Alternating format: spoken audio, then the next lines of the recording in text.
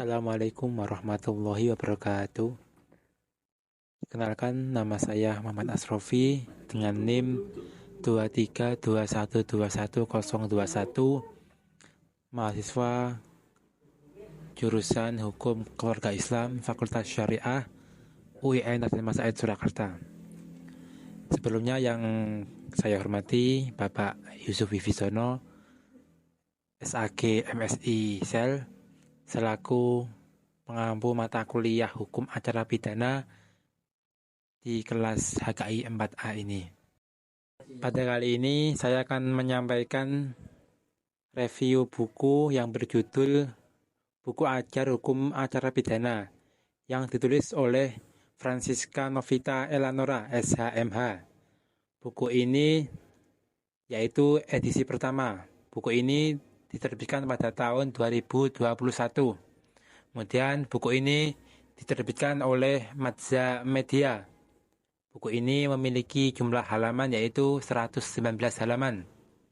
Lanjutnya, buku ini merupakan sumber yang baik untuk memahami hukum acara pidana, khususnya di Indonesia, dan mencakup berbagai materi dari Kitab Undang-Undang Hukum Acara Pidana. Kemudian, buku Hukum Acara Pidana ini memberikan pemahaman tentang aspek-aspek penting dalam hukum acara pidana di Indonesia, mengacu pada Kitab Undang-Undang Hukum Acara Pidana atau KUHP. Pada buku ini ada beberapa aspek atau beberapa bab-bab yang dibahas. Yang pertama yaitu buku ini menjelaskan tentang pengertian hukum acara pidana dan pentingnya memahami proses hukum dalam menegakkan sebuah keadilan. Kemudian buku ini juga membahas tentang berbagai aspek, berbagai asas hukum dan sumber-sumber hukum dan ilmu-ilmu yang mendukungnya, yang terpenting bagi mahasiswa dan praktisi hukum. Kemudian buku ini juga mengidentifikasi berbagai pihak yang terlibat dalam proses hukum acara pidana seperti tersangka, terdakwa, jaksa, maupun penasehat hukum dan lainnya.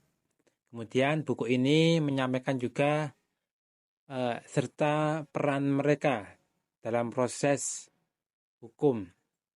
Kemudian lanjutnya alat bukti dan pembuktian. Terdapat pembahasan mengenai jenis-jenis alat bukti dan juga sistem pembuktian yang diperlukan untuk mencapai kebenaran material dalam perkara pidana. Lanjutnya, buku ini mencakup terhadap dalam proses persidangan atau isi putusan hakim dan pelaksanaan keputusan tersebut, termasuk upaya hukum yang dapat diambil oleh pihak yang dirugikan. Kemudian buku ini juga memiliki daftar pustaka dan profil penulis.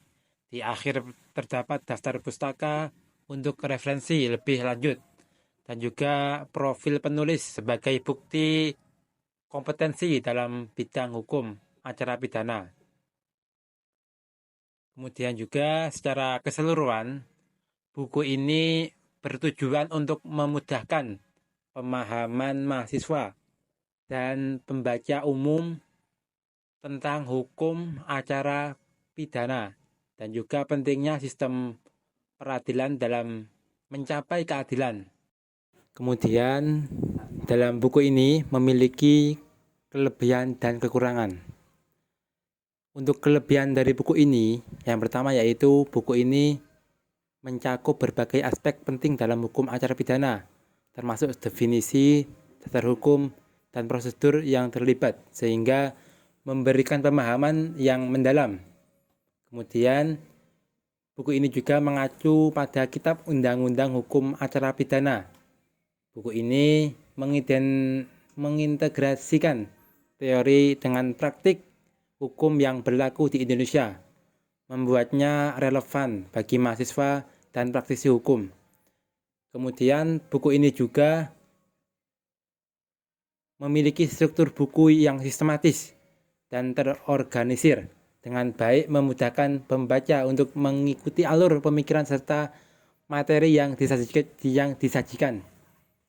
Kemudian penyajian dari buku ini juga dilengkapi dengan berbagai contoh dan penjelasan yang mudah dipahami, membantu membaca yang mungkin tidak memiliki latar belakang hukum yang kuat.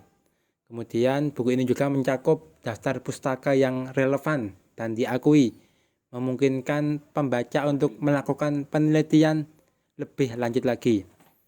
Adapun kekurangan dari buku ini yaitu keterbatasan dalam pembahasan. Meskipun mencakup banyak aspek, beberapa bagian mungkin tidak mendalam atau hanya menyinggung aspek-aspek tertentu yang bisa membuat pembaca yang lebih berpengalaman merasa kurang puas gitu.